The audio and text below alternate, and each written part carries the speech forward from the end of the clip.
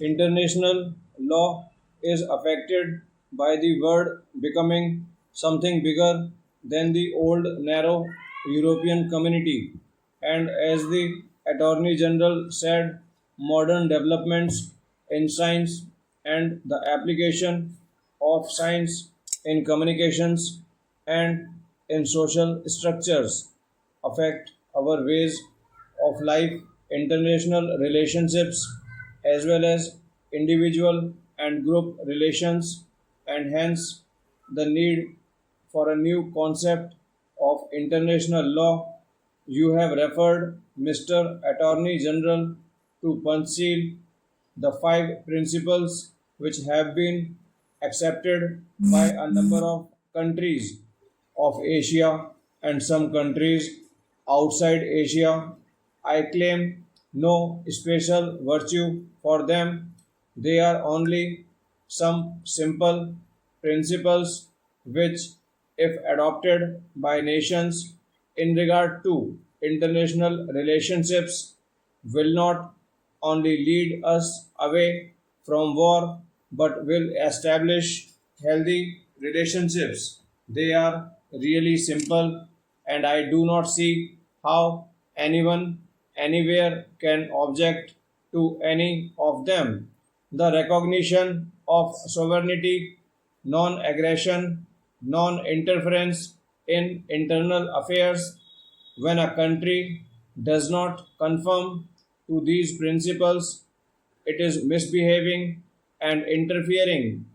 It is not acting according to the real basis of international law, which consists of non aggression, non interference, recognition of sovereignty, mutual respect, all these leading up to peaceful coexistence.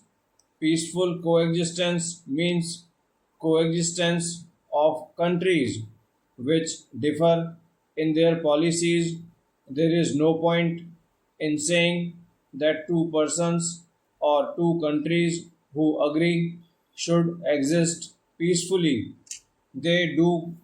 There is no point in my saying that I should be tolerant towards my neighbor if he and I have no cease to differ. The question of my tolerating my neighbor and his tolerating me arises only when we differ. The question of peaceful coexistence therefore comes in only when countries differ in their policies, provided always that they do not interfere with each other, either internally or externally. If they do, then that is a breach. Therefore, I submit that these five principles, which are sometimes called Panchsheel, are a healthy basis for international relations, and I would further say in all humility that there is no other basis unless you accept the basis which leads to conflict, which of course is not our objective. Surely, international law should not encourage any attempt to compel or coerce a country to do something against its will, or to fall in line with something that will bring conflicts. There is great variety in this world. Are we going to produce uniformity through some measure of force, military or economic?